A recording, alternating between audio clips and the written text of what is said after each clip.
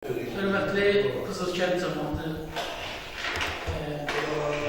bugünkü bizim seminarımıza qatılmağa, iştirak etməkdə maraqlı olduğunuza gəldiyinizə görə çox sağ olun deyirəm, təşəkkür edirəm hər birinizə.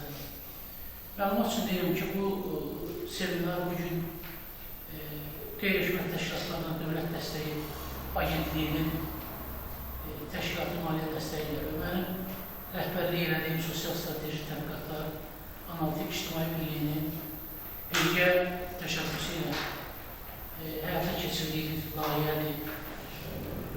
Müxtəlif regionlarda bu layihəni biz icra etmişik. Layihə beynəlxalq əhəmiyyətli, beynəlxalq konsepsiya özlərində daşıyan bir layihədir. Məlumat üçün deyim ki, artıq Ermənistanla Azərbaycan arasındakı hal-hazırda yaranan gerçək reallıq və hal-hazırdakı siyasi situasiya artıq bizə onu diktə edir ki, biz eyni zamanda Azərbaycanın və yalnız Azərbaycanın deyil edəcək bütövlükdə Şimali Qafqazın rastlaşdığını üz-üzə gəldik. Dünya boyu deportasiyalar, soyqırımlarla bağlı bir fəaliyyətlər həyata keçirək, tanıtım bir tədbirləri həyata keçirək. Sovetlər dönəmində, SSR dönəmində biz 70 il Sovet İmperiyasının təsir altında onların belə deyək, diktəsi altında yaşadıq və o bir obraz formalaşmışdır. Qardaş 15 qardaş dövlət respublikalar var, 15 qardaş respublikalar. Və tarixi incələdiksə biz Azərbaycan demokratik bir asılma keçdikdən sonra, ayrıca öz müstəqilliyini qazandıqdan sonra gerçək tarix öyrənildikcə biz başa düşdük ki, əslində heç nə ilə deyilmiş. Yəni, Sovetlər dönəmində Azərbaycan xalqı eyni zamanda digər Türk dili dövlətlər, Türk dili xalqlar uzun sürə Rus İmperiyasının tənzimlərinə, deportasiya və soyqırım güclərinə məruz qalmışlar. Və ona görə də təbii ki, Ermənistanın Azərbaycana olan o nifrət ruhlu davranışı biz 92-93 illərdə baş verən hadisələrdən sonra biz bir daha başa düşdük ki, o nifrət demək o xalqda heç olacaq. Mənim diqqətimi ayrı sizə məlum olar, adına deyil. Xahiş edirəm, doktor, bir dənə sənin olmasın. Gəl qardaşım. Yəni, bax, təbii ki, biz övladlarımızı daha sürüklərlə, daha meylərlə, daha elə biz nəsildə daxil oradakı oturanlarda daxil formalaşdırmaqla məşğul olduq, amma təsvirlər olsun ki, ermənilər ilə baxmayaraq Sovet dönəmində biz yaşamamıza, birgə yaşamamıza bizə qarşı nifrət ruhunda ailə üzvlərində, övladlarını tərbiyə elədilər, böyütdülər və nəticə etibarlarından başlaydı. Rus İmperiyasına birləşdilər, bizim ölkəmizə Xocalı soyqırım kimi dəhşətli bir faciəni törətdilər. Eyni zamanda torpaqlarımızı 30 il işğalda saxlarlar. Bütün infrastrukturumuzu dağıdırlar, minalanır ərazilərimiz.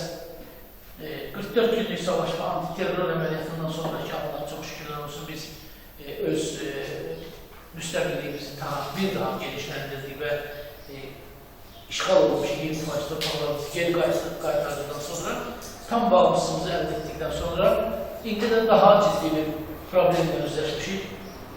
İşğaldan azad olmuş ərazilərin bərpası, minalanmış ərazilər hələ də tez-tez televiziyadan, radyoda, xəbərlərdən işləyirsiniz ki, Ağdamda, Füzulidə, Ağdərədə və digər yerlərdə hələ də insanlarımız minadan həlak olurlar, mina partlaması nəticəsində həyatlarını kaybedilir. Yəni, söhbət ondan gelir ki, bu unutkanlıq tendensiyasını biz ortadan qaldırmalıyıq və buna görə də biz belə bir layihəyə müraciət etdik. Soyqırım və deportasiya qurbanlarına dəstək. Burada dəstək fiziki anlamda deyil, həm də humanitar anlamda dəstəkdən söhbət gedir. Və bu layihənin bir özəlliyi də ondan ibarət ki, bu layihə həm də yerli vətəndaşlarla bax, belə bir maarifləndirmə seminarlarının təşkili ilə yanaşı, həm də beynəlxalq səviyyədə biz bu işi davam etdiririk. Mənim rəhbərin yerinin təşkilat 4-cü ildir ki, davamlı olaraq Qərbi Azərbaycanla bağlı, soyqırımla bağlı, deportasiya ilə bağlı həm yerli, həm də beynəlxalq səviyyədə fəaliyyətlərini davam etdirir. Belə bir tədbirimiz 2023-cü ildə Bakıda böyük bir beynəlxalq konferans keçirdik. 2024-cü ildə Belarusun paytaxtı Minskdə, üzr istəyirəm, 2025-ci ildə Minskdə çox böyük belə bir konferans keçirdik və biz Azərbaycan həqiqətlərini oradakı dünya ictimaiyyətinə çatdıra bildik. Eyni zamanda ötən ayın 26-sında biz birlikdə çox böyük bir beynəlxalq konferans keçirdik Türkiyənin İstanbul şəhərində və 27-sində də soyqırım faktlarını əks etdirən çox maraqlı, geniş stendlərdən ibarət foto sərgini təşkil edirdik. Amacımız nədir? Həmin foto sərgini canlı olaraq oradakı iştirakçılara təqdim etdik ki, baxın, Azərbaycanda insanlara qarşı hamısı amansız şiddətlər olur, hamısı amansız dəhşətlər olur. Sözsüz ki, mənim dediyim tarixi faktları çox gözəl bilirsiniz. Burada zaman etibarıyla məndən yaşla böyük və məndən yaşla azacıq, kiçik və yaxud da ki, bəlkə də həm yaşlarım otururlar. Siz bu tarixi faktları məndən də gözəl bilirsiniz, məndən də dəqiq bilirsiniz. Amma biz birlikdə bunu bir də yada salaq, bir də tövsiyələrimizi dinləyək, bir də strategiyamızın nədən ibarət olduğunu düşünək, bir də fikirləşək ki, biz sabahları nəyə getməliyik və nə etməliyik ki, yenidən özümüz artıq səhvə yol verməyik. O dostlarla dost olaq, amma düşmənlərlə də həmin o, belə deyək ki, ehtiyatlarımızı əldən verməyik. Davam edək mi təzidəndən ermənilərlə dost olmağa, kirvə olmağa, qohumlaşmağa və s. və ilə. Yəni, təbii ki, bu mümkün deyil. Artıq bizim elə bir informasiya sistemində yerləşir ki, hər bir evdə artıq mobil telefonlar var, hər birinin evində nəvələr var, gənclər var, elə yaşlı nəslin özü də elə birinci YouTube-a gelir, orada xəbərləri izləyir, baxır, görür və s. və ilə. Ona görə də informasiya alma imkanlarımız çevikləşib, sürətlənir və bu baxımdan biz soyqırım məsələlərində həssas yanaşmalıyıq, soyqırım və deportasiya məsələlərində həssas yanaşmalıyıq. Qarabağ işğaldan azad olunub tamamilə 2 gün, 3 gün öncə istəyirəm, bizim həm də Şuşa şəhərində bir beynəlxalq konferansımız oldu. Məhz o da deportasiya qurbanları ilə bağlı bir beynəlxalq konferansı idi. Çox yaxşı hal etkən konferansda dünyanın təxminən 20-yə yaxın ölkəsindən tarixçilər, elm adamları, mütəxəssislər iştirak edirlər və çox ciddi mesajları dünya ictimaiyyətinə çatdıra bildik. Beləliklə, mən hər birinizi bir daha salamlayıram. Eyni zamanda Qızılkənd mənim üçün də doğma kənddir. Mən bu kənddə uşaqlıq illərimin bəzi epizodları keçib, mən qohumlarım bu kənddə yaşayıb. Sizlərlə hər bir şəxsən bir tanımasam da, amma bu kənd mənim üçün doğmadır. Mən tədbirdən sonra deyəcəm, ona görə də mən sizə bir xahişim və təvəqqüm odur ki, biz bu prosesin tamamlayaq, Allah qoysa, icrası bitsin. Ondan sonra belə qeyri-rəsmi birbirimizi daha yaxından tanıyarıq. Bizim burada təqdimatımız olacaq, soyqırım faktlarını, tarix faktlarını hamısını təqdim edəcək sizə. Kronoloji ayrıcılıqla bilirsiniz, amma bir daha təkrar bizim ekspertimiz tərəfindən bu sizə çatdırılacaq.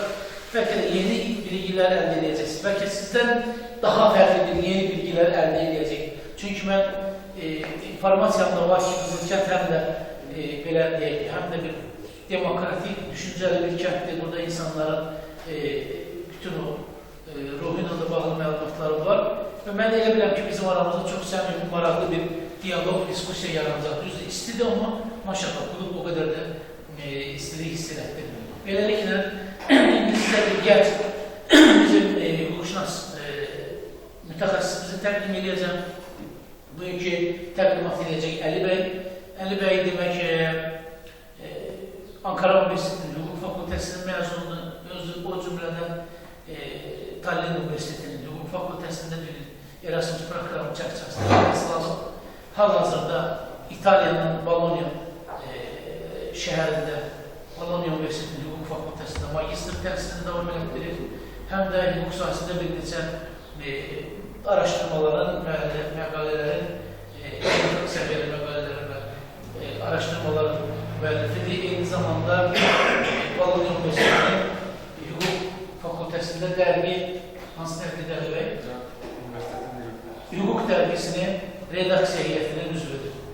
Beləliklə, bunu mən niyə təqdim etdim ki, yəni belə bir gəncimizin də yəni dünya səviyyəsində belə deyək, öne çıxmasını tanımanızda fayda var. Bəlkə də gələcəkdə sizin övladlarınıza, nəvələrinizə də fasilədə olanlar, yəni yaxınlaşıb əlaqə yarada bilərsiniz ki, o sahədə inkişaf etmək üçün, elm mübəhqlarını açmaq üçün hansısa bir dəstəyinə, texniki dəstəyinə də lazım olsa ihtiyac ola bilər. Beləliklə, Əli bəy, buyurun sizə söz verirəm. Təşəkkür edirəm. Təqdimatınızı eləyin, sonra sual-cavab və diskusiya mərhələsinə keçəcək. Sağ olun. Tərəfimizin deyilməli Bilbər Hüseynili, mən Sosial Strateji Tədqiqatlar Analitik Araşdırma İctimai Birliyi var. O təşkilatın rəhbəri. Sağ olun. Buyurun. Salamlayan məclis qəsrənizi. Bugünkü mövzumuz xüsusən Qərbi Azərbaycanlıların spesifik olaraq deportasiyası, bunun tarixi cəhətləri və beynəlxalq hüquq və qayıdış perspektivlərindən danışacağıq.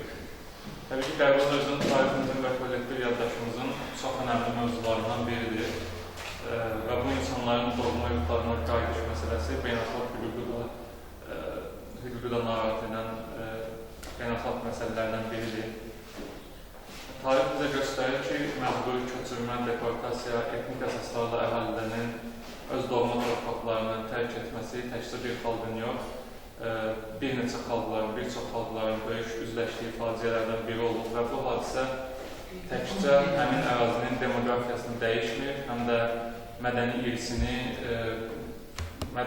məhv edir və kollektiv yaddaşı və insan hüquqlarını dərindən narahat edir, dərindən təsirləndirir.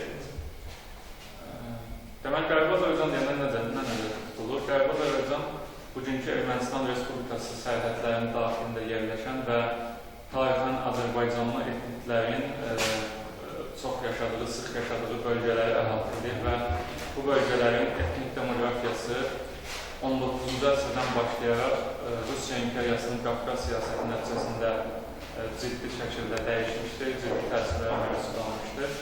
Bilirsiniz ki, Rusiya imperiyasının dağılmağa başladığı dövrlərdə Bolşeviklərin yerli siyasət nəticəsində ilk dəfə həm Bakıda, həm İrəvanda Azərbaycan xalqı soyqırıma məruz qalmışdır. 1905-1917-ci illərdə Erməni bolşeviklərinin, Rus bolşeviklərinin birlikdə törətdiyi soyqırımlara məruz qalmışdır. Hansı ki, soyqırım beynəlxalq hüququn ən ağır cinayətlərindən biridir və bizlər üçün bu cinayətlərlə öz nəticəsini tapmayıb beynəlxalq hüquq arasında. Amma Qərbi Azərbaycanlıların deportasiyası əsasən iki mühüm mərhələdə baş verir və 20-ci əsrdə bu mərhələdə baş verir. Birinci mühüm mərhələ 1948-1953-cü illərdə SSR rəhbərliyinin qərarı ilə baş verir və bu köçürmə prosesi tamamilə zorla edilmiş bir köçürmə prosesidir. Hansı ki, Qərbi Azərbaycanlı əhali öz torpaqlarından məcburi şəkildə Kür-Araz ovalığına köçürülür və bunun bir neçə faciəli nəticələri olur. Çünki dağlıq ərazidə yaşamağa öyrəşmiş əhali təbii ki, Kür-Araz ovalığında böyük çətinliklərlə qarşılaşır, xəstəliklərlə qarşılaşır, öyrəşmə prosesi çox çətin olur, minlərlə insan həyatını itirir, çox faciəli bir məcburi köç prosesi baş verir. İkinci mərhələ isə daha modern tariximizə yaxındır. 1987-1991-ci illər arası müstəqilliyimizə yaxın bir dövrdə yenə SSR-nin dağılması ərəfəsində yenə Qərbi Azərbaycanlı etnik əhali Ermənistandan məcburi şəkildə öz evlərini tərk etməyə məcbur olur və bu ikinci köç dalğası ilə məcburi deportasiya dalğası ilə birlikdə Ermənistan ərazisində Azərbaycanlı etnik əhalinin sayı sıfıra enir və bölgənin demografik etnik nüfuzu tamamilə dəyişir. Azərbaycanlı əhali tamamilə Ermənistandan çıxarılır. Və bu, təbii ki, sadəcə bir statistika deyil, burada maddi mədəni irsin böyük şəkildə itirilməsindən, tarixi abidələrin, məscidlərin dağılması və sair proseslərdən biz danışırıq. Və bu məsələnin beynəlxalq hüquq baxımından yanaşdıqda bir neçə xüsusi prinsip əhəmiyyət daşıyır. Hansı ki, ilk növbədə İnsan Haqları üzrə Ümumdünya Bəyannaməsi 13-cü maddəsi bildirir ki, hər bir şəxsin öz ölkəsinə qayıtma hüququ var və heç bir dövlət öz ölkəsinə qayıtmaq istəyən şəxsin bunu məhdudlaşdıra bilməz. Eyni zamanda mülki və siyasi hüquqlar haqqında beynəlxalq faktlar şəxslərin öz ölkəsinə daxil olmaq hüququnun heç bir halda, heç bir dövlət tərəfindən məhdudlaşdırıla bilməyəcəyini nəzərdə tutur. Və burada əsas prinsip beynəlxalq prinsipləridir ki, hansı ki, məcburi köçkün və qaçqınların təhlükəsiz, ləyaqətli və könüllü şəkildə geri qaytarılması prinsipləri var və biz bu prinsiplər daxilində Qərbi Azərbaycanlıların öz torpaqlarına geri dönməsi üçün çalışırıq, belə deyim. Son illərdə Azərbaycanlı birdə Qərbi Azərbaycanlılarla bağlı siyasətdən danışmaq istəyərdim. Azərbaycan bununla bağlı son illərdə ən önəmli qəbul etdiyi, prezidentin şəxsən qəbul etdiyi bir fərman var, daha doğrusu bir sənəd var. Buna qayıdış konsepsiyası deyirik. Hansı ki, qayıdış konsepsiyası nədir? Qayıdış konsepsiyasının əsas məqsədi məhz bu Ermənistan ərazisindən çıxarılmış Azərbaycanlıların beynəlxalq hüququn norma və prinsiplərinə uyğun bir şəkildə öz evlərinə, öz torpaqlarına təhlükəsiz, ləyaqətli və könüllü şəkildə geri qayıtmasını dəstəkləyən, bunun üçün mübarizə aparan bir qayıdış konsepsiyası ölkə prezidenti tərəfindən qəbul olunur. Və burada təbii ki, vurgulanır ki, bu proses əsla zor tətbiqi ilə ola bilməz. Diyalog və beynəlxalq hüquq prinsipləri ilə olmalıdır. Yəni, biz bu qayıdışı edəcəksə, bu qarşı dövlətin, sonraki dövlətlə diyalog içərisində mütləq bu proses baş verməlidir. Və burada İştirakçı təsdiq etmək üçün bizə lazımdır. Başka bir şey. O sənəd bizə lazımdır. Tamam. Burada diqqət çəkən əsas məqam ondan ibarətdir ki, bu dokumentdə qayıdış konsepsiyasında qayıdış prosesi qətiyyən qonşu Ermənistan dövlətinə bir ərazi iddiası kimi deyil, beynəlxalq hüququn prinsiplərinə uyğun şəkildə hazırlanmışdır və ölkə prezidenti Haməliyevlə çıxışlarında dəfələrlə bildirib ki, biz bu Qərbi Azərbaycanlıların qayıdışından danışarkən Ermənistan dövlətinə heç bir ərazi iddiası etmirik.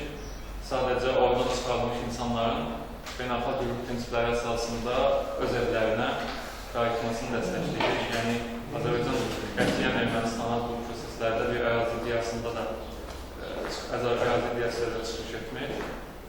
Və bu mövzuda tarixi məqamlardan biraz ondan danışmaq istəyirdim ki, siyasi və hüquqi müstəvidə Azərbaycan Respublikasının bu proseslərə qiymət verməsi müstəqillik dövrünə təsadüf edir. Hansı ki, xüsusilə mərhum prezident Heydər Əliyevin də təşəbbüsü ilə 18 dekabr 1997-ci il tarixli bir fərman var. Bu mövzu üçün çox önəmli olan hansı ki, bildirir ki, 48-3-cü illərdə Azərbaycanlıların Ermənistan ərazisindən Ermənistan əsrə arasında sürədə deportasiyası haqqında fərmandır və bu fərman Azərbaycan dövlətinin bu deportasiyaya ilk dəfə siyasi və hüquqi verdiyi dövlət səviyyəsində siyasi hüquqi qiymət verən ilk sənəddir.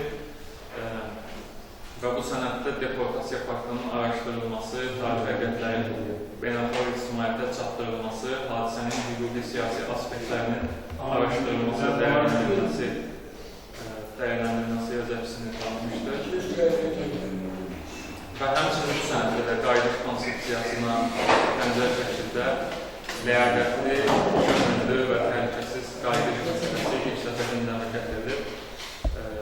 Heydər Əliyevin bu imzaladığı fərmanla. Və bu məsələni bir qədər qonşu xalqlarına, Qafqaz xalqlarının, Azərbaycanlılar deyil, digər Qafqaz xalqları da bənzər problemlərlə üzləşməyə davam edir. Hansı ki, Çərkəz xalqları məsəl üçün 19-cu əsrdə çox böyük deportasiya faciələri ilə üzləşmişlər.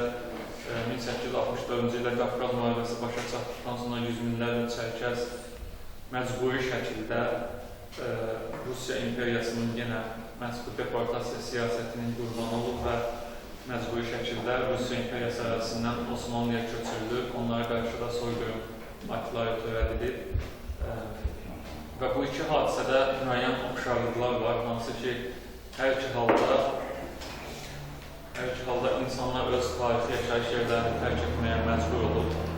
Hər iki halda bölgənin etnik demografik strukturu ciddi şəkildə dəyişib. Yəni, bu kompakt sistem halında baş vermiş bir deportasiyadır, hansı ki, bölgənin Azərbaycanlı və yaxud da digər halda Çərkəz etnik faizi kəskin şəkildə düşmüşdür, demografik strukturu dəyişmişdir. Hər iki halda mədəni irs zərər görmüşdür, tarixi yaddaş zərər görmüşdür və hər iki halda gələcək nəsillər öz doğma torpaqlarına qayıtmaq arzusunu qorumuşdur və bunu yeni nəsillərə ötürə bilmişdir. Bugünə gəldiyimizdə isə beynəlxalq ictimaiyyəti qarşısında duran əsas vəzifə təbii ki, keçmiş münaqişələri yeni qarşıdurma mənbəyini çevirmək deyil, insan hüquqları və barışıq prinsipləri əsasında dayanan davamlı həll yolları tapmaqdır və əgər biz Cənubi Qafqazda uzun müddətli sülh mübadilələri olmaq istəyirsə, mütləq öz torpaqlarından sürgün edilmiş insanlar ləyaqətli şəkildə, təhlükəsiz şəkildə dialoq nəticəsində öz yurtlarına, öz doğma torpaqlarına qayıtmalıdır və biz ümid edirik ki, regionumuzda gələcəkdə sülh və qarşılıqlı etimad üzərinə qurulub, beynəlxalq hüquq prinsiplərinə hörmət edən bir qonşuluq münasibətləri bölgəmizdə bundan sonra bərqərar olacaq və yeni münaqişələr, yeni bu cür faciələrin yaşanmayacağına ümid edirik.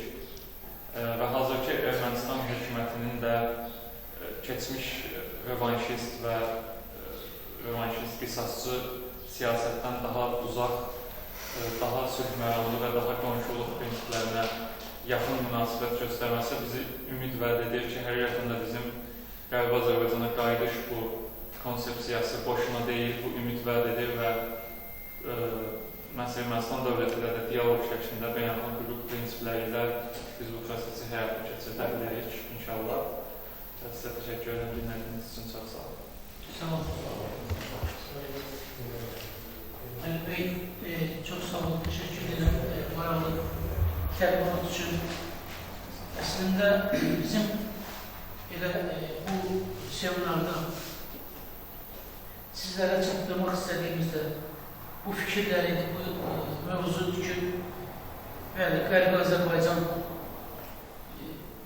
uzun illər əgər onu lap dəqiq tarixinə geçsək, təbii ki, orada Zəngəzur və Qərbi Azərbaycan məsələ vaxtı ilə Azərbaycanın öz dədə-baba torpaqları olub və o torpaqlardan zaman-zaman insanlarımız deportasiya olub. Bütövlükdə ərazilərin adları dəyişdirir. Bizim çoxlarımız həmin ərazilərdə olmuşuq. Əgər qoyunçuluq və köç həyatı yaşayan, tərəkəmə həyatı yaşayan hər bir ailə demək olar ki, basaq keçən heyətlərdən o ərazilər hamısını tanıyır, Göyçə mahalına və əfsuslar olsun ki, orada ki, bizim Azərbaycan Türk adlarını, toponimlərinin adlarını dəyişirlər. Bu illər ərzində mescidlərimizi, ondan inac yerlərimizi, pirlər, əhalinin, vətəndaşların o müqəddəs hesab edəcək və orada türkçülüyün, Azərbaycancılığın simvolu olan nə varsa, tariximizi orada göstərən nə varsa, hamısını yer üzündən silirlər, qəbləsanlıqlarımızı silirlər, qəbir daşlarını hamısını yox edirlər. Amma bu o demək deyil ki, tarixi silərlər. Əslində baxanda tarixi silmək heç də asan deyil. O zamanla yazılır və mən düşünürəm ki, o yazılan tarixi, daha gerçək tarixi sağlıq olsun, biz biraz da reallaşdırabilir. Əslində baxanda hazırda Şimdi Cənubi Qafqazda daha fərqli bir geosiyasi durum var. Söhbət ondan gelir ki, artıq dünənə qədər Cənubi Qafqaz yalnız Rusiyanın bir forpostu kimi qəbul olunursa, bugün artıq Cənubi Qafqaz dünyanın iqtisadi maraqlarının kəsişdiyi yerdir. Və bu iqtisadi maraqların kəsişdiyi yerdə də ən böyük Cənubi Qafqazda dominant ölkə məhz bizim ölkəmizdə Azərbaycandır. Azərbaycanın yerləşdiyi coğrafi məkan, onun sərhədlərini aşdıqdan sonra Şərqi, Qərbi, Avropanı, Asiyanın hamısını bir-birinə birləşdirən çox böyük bir coğrafi məkandır. Düzdür, biz evimizdə oturub o gerçəklikləri bəlkə də tam olaraq təsəvvür edə bilmirik, amma müzakirələrdə yaddaşa gələndə ortalığa çıxan faktları müzakirə etdikdə baxıb görsən ki, doğrudan da elə bizim bu günləri bu klubda, bu mədəniyyət mərkəzində oturduğumuz elə Qızılkəndin özünün də məhz həmin o dünyanın qlobal güc mərkəzlərinin içində olan bir coğrafi mövqe olduğu ortadadır. Yəni, bizim kəndimiz o, belə deyək ki, tərkib hissəsidir. Çünki niyə? Böyük İpək yolu magistralının üzərində yerləşir bizim bu ərazilərimiz.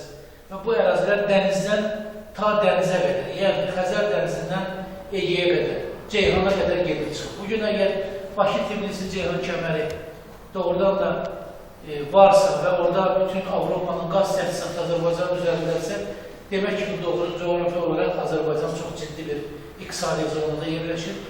Və 2025-ci ilin avqustun 8-də Amerika Birləşmiş Ştatlarında həm Azərbaycan prezidenti İlham Əliyevin və Trump'ın iştirakı ilə Paşinyan arasında ümumi ortalığa gələn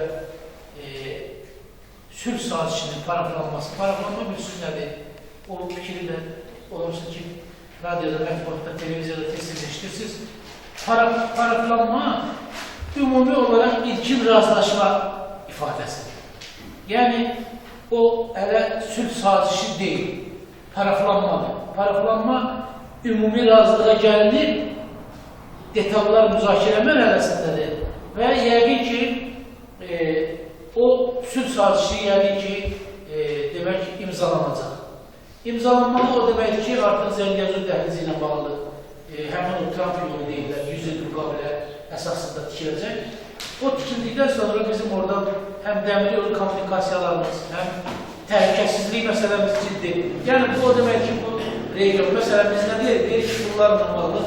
İsveçrə bankları çox güvənliklidir. Niyə güvənliklidir? Çünki bütün dünya ölkələrinin ümumi gəldiyi bir razılaşmış sənəd var ki, əgər bəşəriyyətin hər yerində, dünyanın hər yerində müharibələr olmuş olsa da belə, İsveçrəyə hər hansı bir bomba, hər hansı bir deyək ki, partlayıcı maddə atılır. Yəni, o ölkə müharibələrə cəlb olunmur. Çünki niyə? Dünyanın əsas bank sektoru, əsas maliyyə sektoru və pul ehtiyatları həmin şəhərdə oturuşur. Və bu baxımdan Azərbaycanın özü də məhz bu geoməkanda öz əhəmiyyətli rolunu oynayır və bu baxımdan Azərbaycanın da təhlükəsizliyi burada ciddi nəzarətdədir, bizim üçün çox qarantiyadır. O dəmir yolu kommunikasiyalarımızın bizdən keçməsi, dəniz yolunun gəlib birləşdirərək Avropaya nəql olunması, bütün bunlar hamısı həm də bizim gələcək qarantiyalarımızı və mən ümid edirəm ki, bu qarantiyalar bizdə artıq Azərbaycanda əvvəl sülhün əsasını qoyacaq, gələcək nəsillərə biz onu təhvil edəcəyik və zaman etibarında bizdən sonraki nəsil, bizdən sonraki övladlarımız bir daha belə bir müharibə və soyqırım təhlükəsi ilə yaşamayacaqlar. Bu həm də bir arzudur. Bir daha sizin hər birinizə bugünkü seminarımıza qatıldığınıza görə, səbrlə dinlədiyinizə görə çox dərin təşəkkürümüzü bildiririk və ümid edirəm ki, az-azı olsa sizin üçün bu faydalı oldu, verdiyimiz məlumatlar və dinlədiyiniz fikirlər